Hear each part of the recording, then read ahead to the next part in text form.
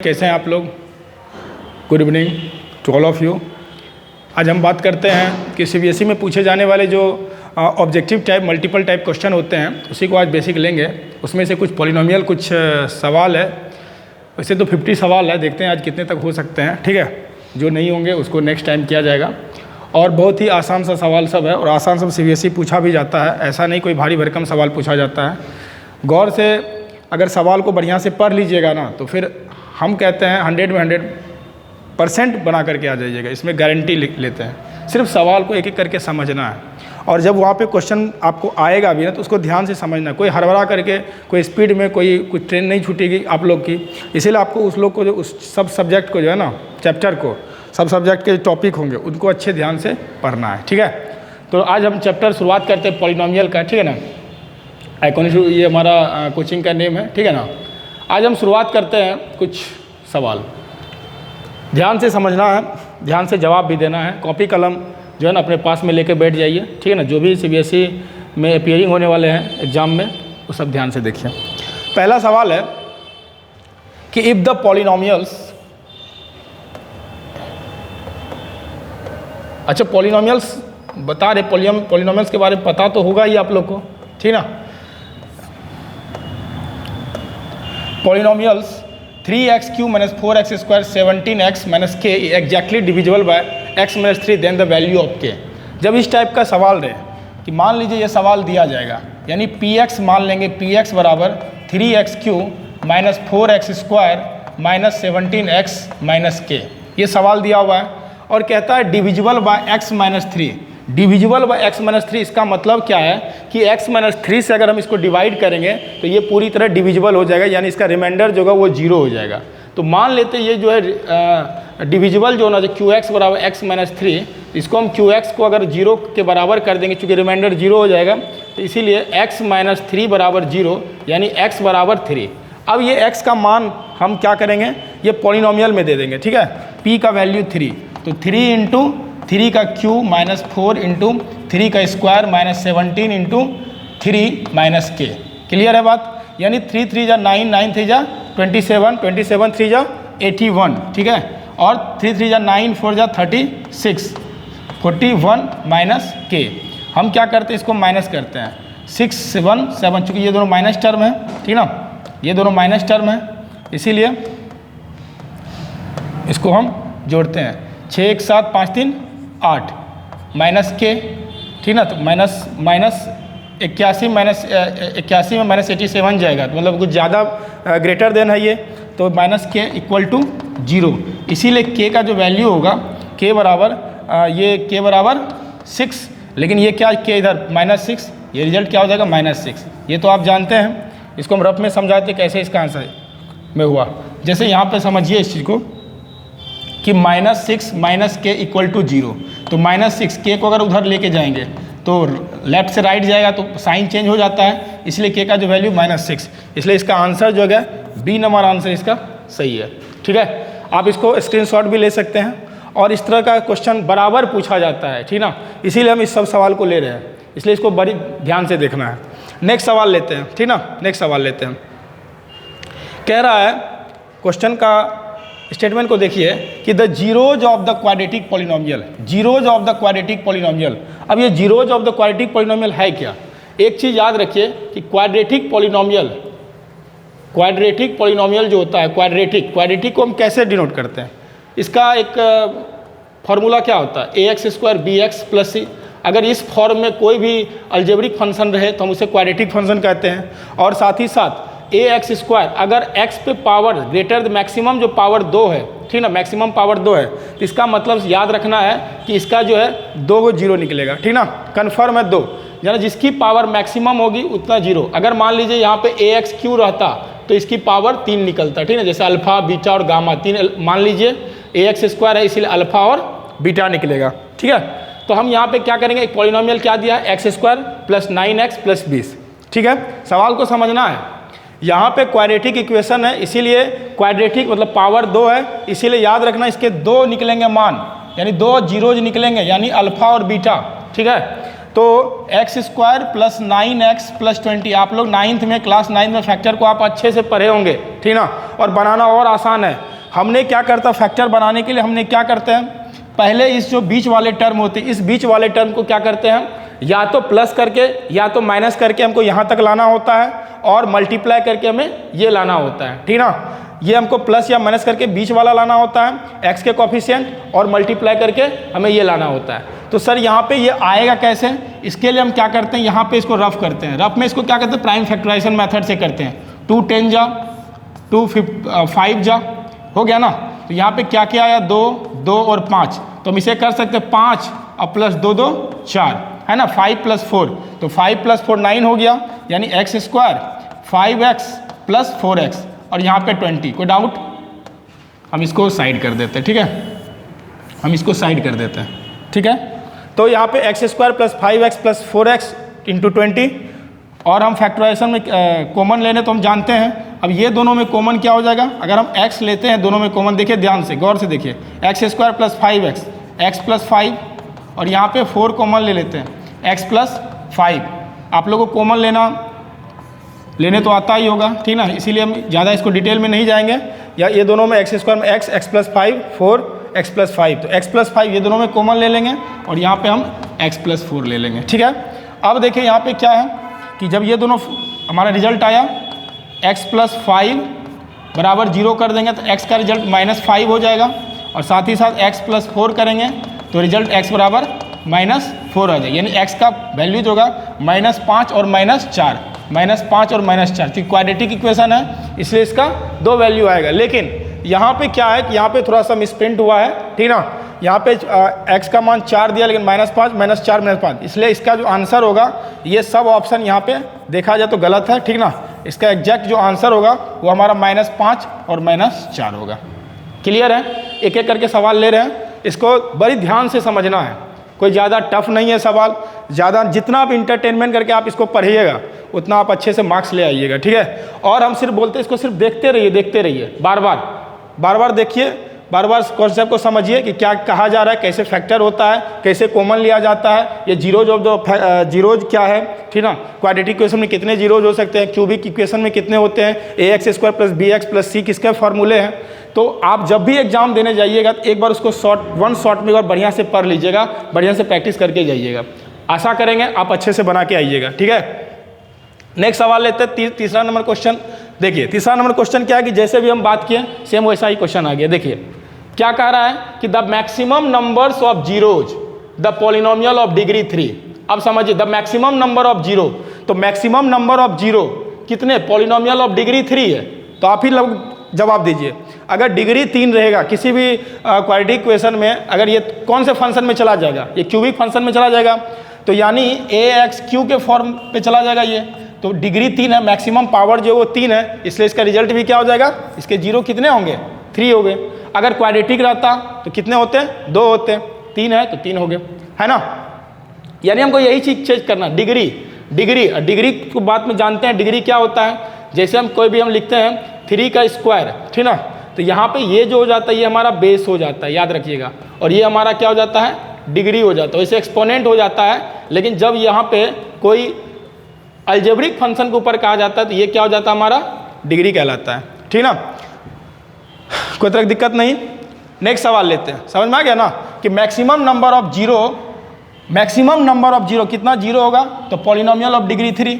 अगर डिग्री 3 रहेगा तो उसका मैक्सिमम नंबर ऑफ जीरोज होगा वो कितने हो जाएंगे, 3 हो जाएंगे। कोई डाउट, अगर डाउट होंगे तो एकदम कमेंट सेक्शन में बताइएगा। देखिए हम आपके कमेंट सेक्शन पढ़ के ये वीडियो डालते हैं, ठीक ना, वीडियो बनाते हैं, और अभी शुरुआत है, ठीक ना। हो सकता है कि हम अभी अच्छे से नहीं परफॉर्म कर रहे होंगे, इसके लिए मतलब माफ़ी चाहता हूँ, लेकिन हाँ धीरे धीरे मैं आपके लिए जो आपके लिए बेस्ट होगा मैं वही लाने का प्रयास करूँगा, ठीक है। अब नेक्स्ट क्वेश्चन देखिए, नेक्स्ट क्वेश्चन पे आइएगा, ध्यान से समझिएगा। 4 नंबर क्वेश्चन क्या कहता है, 4 नंबर क्वेश्चन कहता है कि √5 और -√5 are 2 zero of the polynomial x³ 3x² - 5x - 15। हम इसको सर्कल में इसलिए करते ताकि आप माइंड से यहाँ चेक करें, माइंड से इसको दिमाग लगाए कि x³ है। जैसे ही x³ बोले तो यहाँ पे 3 इसका जीरो निकलेगा, जिसमें से 2 जीरो ऑलरेडी दे दिया है। तो मान लेते हैं कि एक जीरो जो है √5 है और दूसरा बीटा, मान लेंगे लेट अल्फा बराबर √5, बीटा बराबर -√5। तो गामा बराबर तो पता नहीं है, तो गामा बराबर मान लेते हैं वाट। ये अल्फा बीटा गामा जो है ना, एक उसका जीरो हम मान लेते हैं, ठीक ना। तो अल्फा बीटा गामा, ठीक ना। यहाँ पे क्या किया, then third zero, then third it's क्या है, जीरो है, ठीक ना। इसको एक बार जरा सा गौर करके अपने राइट कॉपी पेंसिल निकाल के इस पर बनाइए, ठीक ना। इसको एक बार कॉपी निकाल करके एक बार बनाने का प्रयास कीजिए। शायद आप लोग से बन गई होगी सवाल, ठीक ना, बना लिए होंगे। देखिए, जिससे नहीं बना घबराने की कोई बात नहीं है, ठीक ना, हम आपके लिए हैं। अल्फ़ा और बीटा, देखिए एक फॉर्मूला होता है क्यूबिक फंक्शन का, अल्फ़ा प्लस बीटा अब प्लस गामा बराबर क्या होता है। जरा सोचिए, जब क्वाड्रेटिक इक्वेशन हम लोग पढ़ते हैं ax² bx प्लस c बराबर 0 जब रहता है, तो अल्फ़ा प्लस बीटा जो बनाते हैं, अल्फ़ा प्लस बीटा बराबर माइनस बी बाई ए पढ़ते हैं या नहीं, तो alpha plus beta plus gamma उसी पर माइनस बी बाई ए होगा।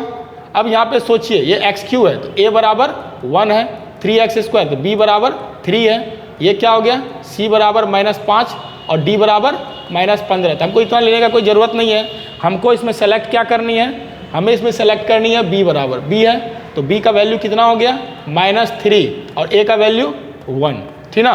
तो alpha plus beta plus gamma बराबर क्या हो जाएगा, -3, ठीक है। इसका मतलब क्या हो गया, जब हम इसका रिजल्ट अल्फ़ा और बीटा का मान इस पर पुट करेंगे, ठीक ना, तो अल्फ़ा का मान √5, बीटा का मान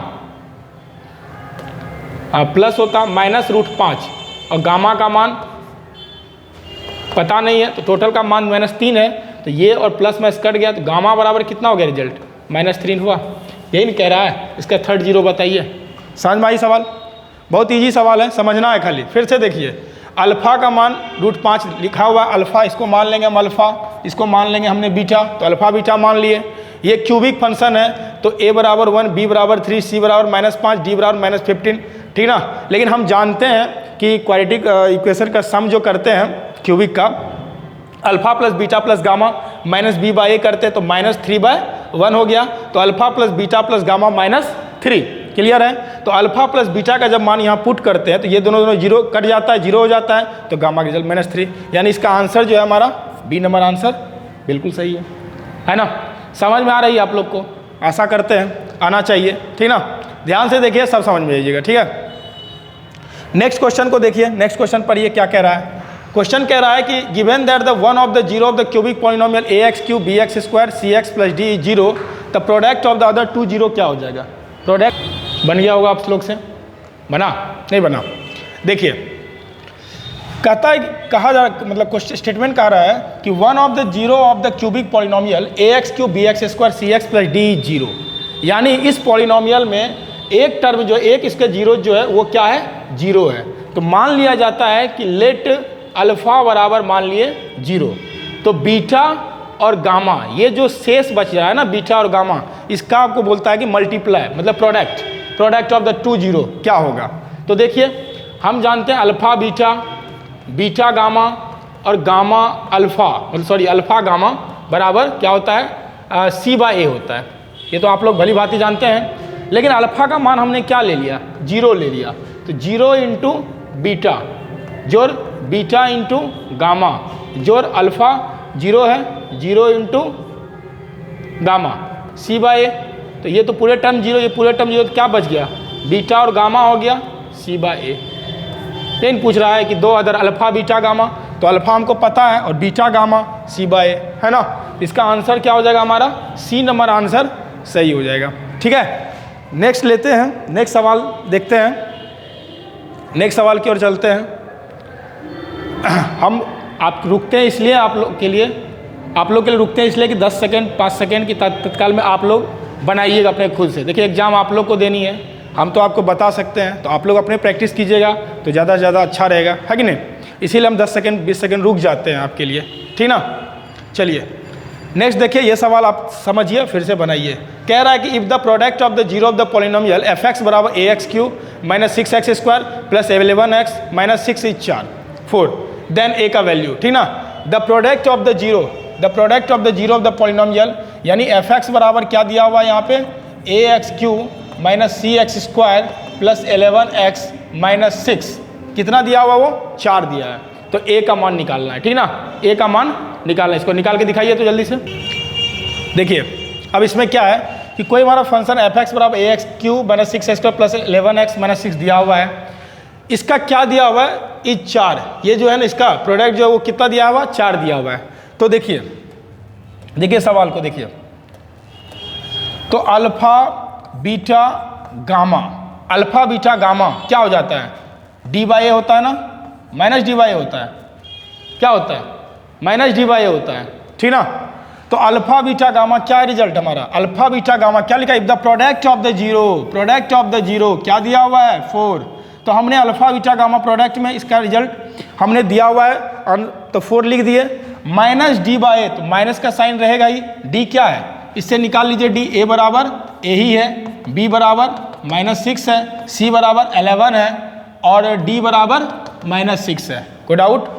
तो अब यहाँ पे देखिए माइनस है, -6 बाय ए का मान क्या है, ए, तो 4 बराबर क्या हो जाएगा, 4 बराबर -+6 बाय ए, तो ए, इसीलिए ए को इधर लेके चले जाएंगे मान लीजिए, तो ए बराबर क्या हो जाएगा 6/4, 2 3 जा 6, 2 जा 4, यानी ए बराबर 3/2। समझ में आया? तो ए का जो वैल्यू है 3/2। देखिए डी नंबर ऑप्शन सही है। समझ में आई कि बात की नहीं? देखिए नहीं समझ में आ रहा है तो बोलिए, ठीक ना, बताइएगा कमेंट में, ठीक ना, हम उसको रिपीट करेंगे, वैसे हम रिपीट कर ही देते, फिर से हम इसको रिपीट करते हैं। ये सवाल दिया हुआ है, इसका क्या प्रोडक्ट हमको 4 दिया है, तो अल्फा बीटा गामा कितना दे दिया है, अल्फा बीटा गामा देखिए 4 ही देते हैं, इसको इस तरीका से अल्फा बीटा गामा कितना दे दिए, 4 प्रोडक्ट है, लेकिन अल्फा बीटा गामा का जो वैल्यू होता है माइनस डी बाय ए होता है, बराबर 4 हो गया, माइनस डी का वैल्यू कितना है, यहाँ से डी का वैल्यू निकाल देंगे -6, ठीक ना, सी का वैल्यू 11, बी का वैल्यू -6, ए का वैल्यू ए ही है, तो यहाँ पे -6 बटे ए का मान ए बराबर 4, ए को उधर लेके चले जाएंगे, यानी देखिए माइनस +6 हो जाएगा, 6/a बराबर 4, 6/4 ये उधर चला जाएगा ए, 2 3 जा 2 2 जा, ए बराबर 3/2। डी नंबर ऑप्शन सही है ना। बहुत ही आसान सवाल है, ठीक ना, इसको बेहतरीन ढंग से लेंगे। 6 नंबर सवाल आए हैं, ठीक ना। नेक्स्ट देखिए 7 नंबर, 7 नंबर सवाल क्या कह रहा है, सवाल को समझना है। 7 नंबर सवाल क्या कह रहा है कि एक quadratic polynomial if the sum of whose 0 is 0 and the 1 0 is 3, यानी quadratic polynomial the sum of whose 0 is 0, ठीक ना, सम करेंगे तो वो रिजल्ट क्या हो जाए 0, जबकि एक क्या है 1 0 इज 3। इसका मतलब ये हो गया कि मान लीजिए चूंकि क्वाड्रेटिक इक्वेशन है तो इसका 2 0 निकलेगा, तो अल्फा प्लस बीटा का रिजल्ट क्या दिया हुआ है, 0 दिया हुआ है ना, अल्फा प्लस बीटा का रिजल्ट क्या दिया हुआ है, 0 दिया है। और इफ 1 0 इज 3, मान लीजिए एक 0 जो है, मान लीजिए बीटा 3 दिया हुआ है, तो अल्फा का रिजल्ट क्या हो जाएगा -3, ठीक ना, -3।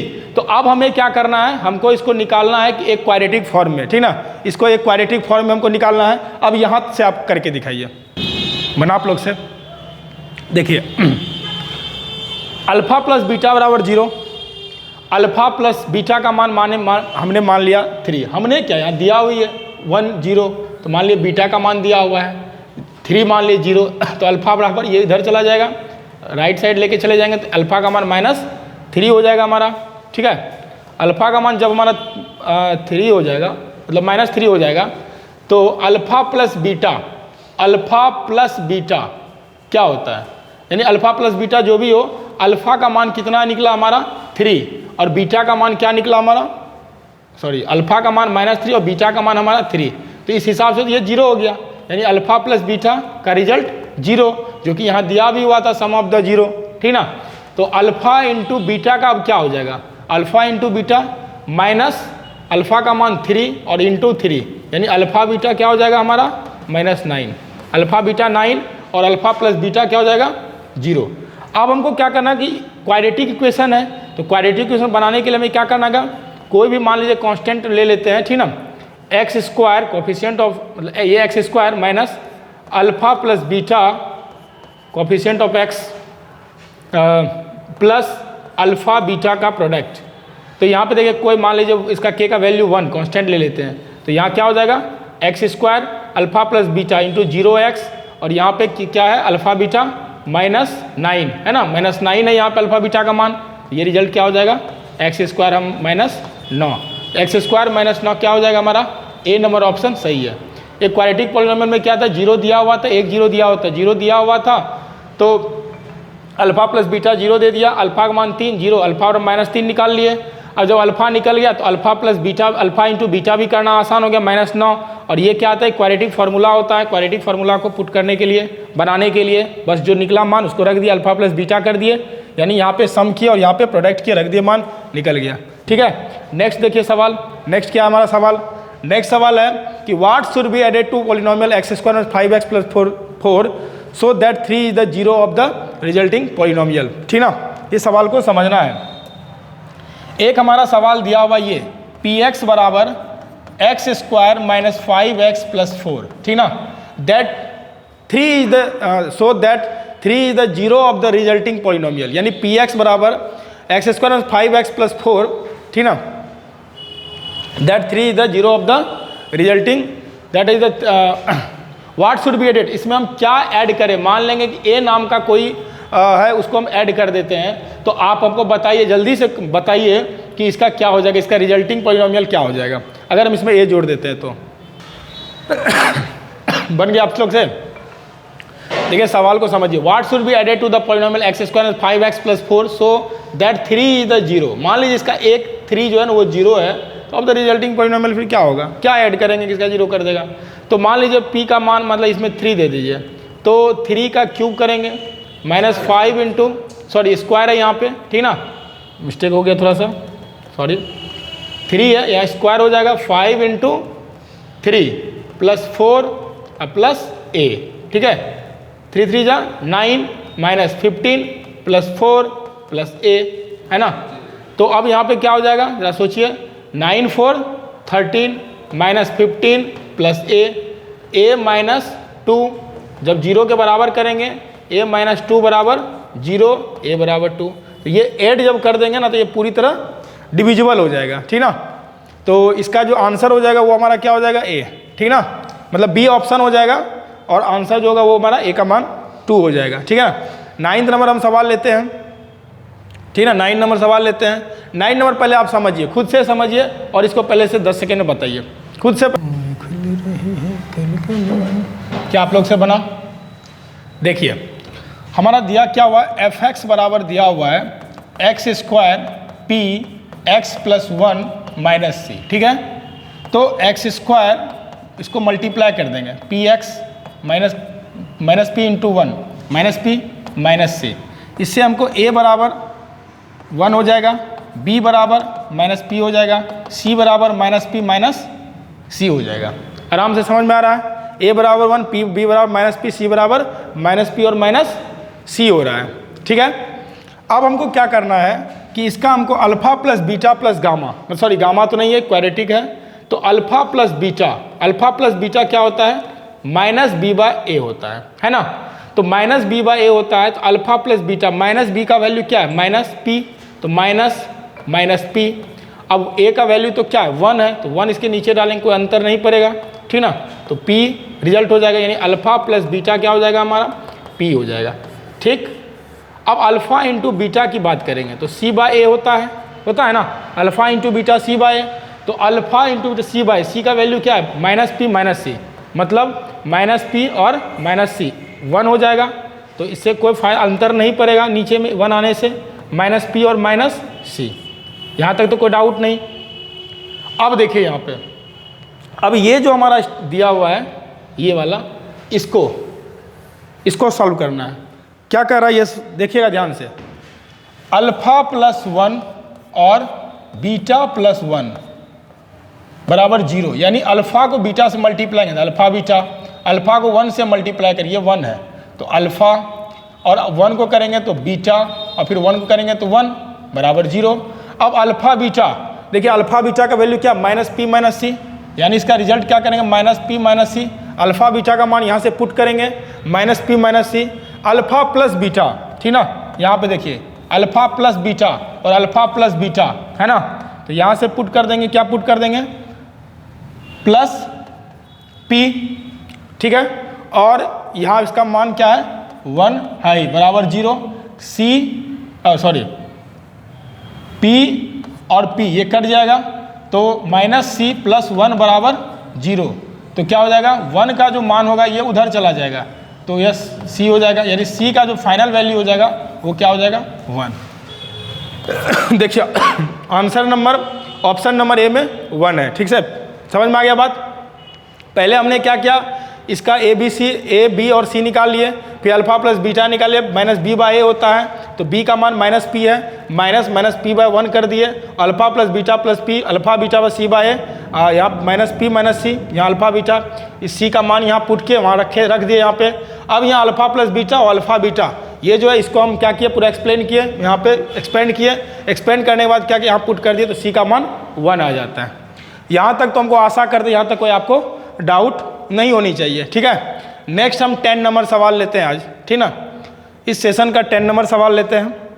देखिए ध्यान से, एक क्वाड्रेटिक पॉलिनोमियल है जिसका 0 दिया हुआ -3 और -3/5 और 1/2। मान लेते हैं अल्फा बराबर 3/5 है और बीटा बराबर -1/2 है। हमें क्या निकालनी है, हमें एक क्वाड्रेटिक पॉलिनोमियल निकालनी है, ठीक है। ध्यान से समझिएगा, एक क्वाड्रेटिक, इसमें क्या है 2 जीरो का वैल्यू दे दिया, डायरेक्ट क्वाड्रेटिक पॉलिनोमियल निकालना है तो आसान से बन सकता है।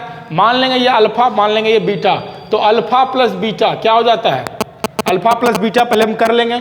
देखिए 3/5 जोड़ -1/2 तो 3/5 घटाओ 1/2, 5 2 जा 10, 5 2 जा 2 3 जा 6, -2 5 जा 5 यानी 1/10 है ना, यानी अल्फा प्लस बीटा क्या हो जाएगा 1/10, ठीक।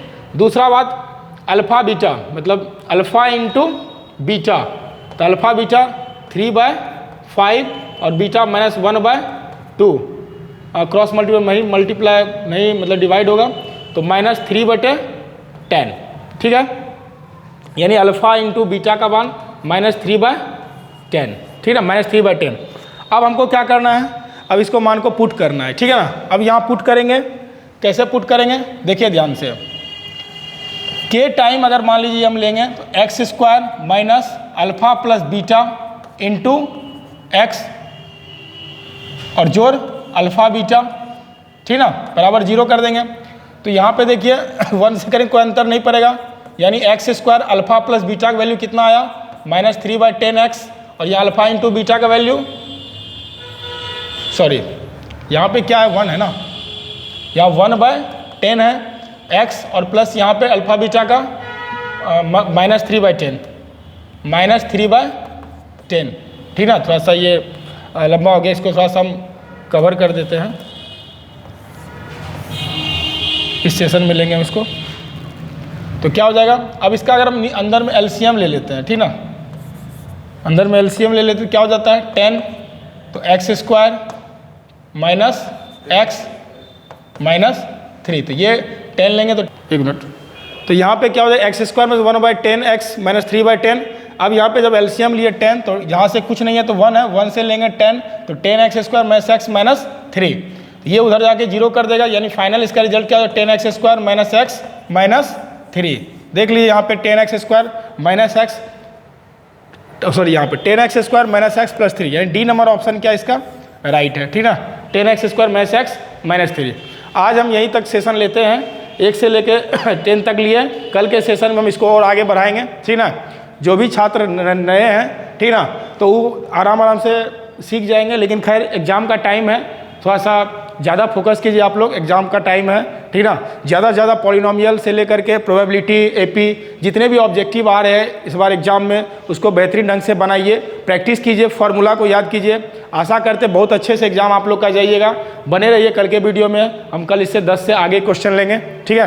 तब तक बंद कर ओके करते हैं। जय हिंद।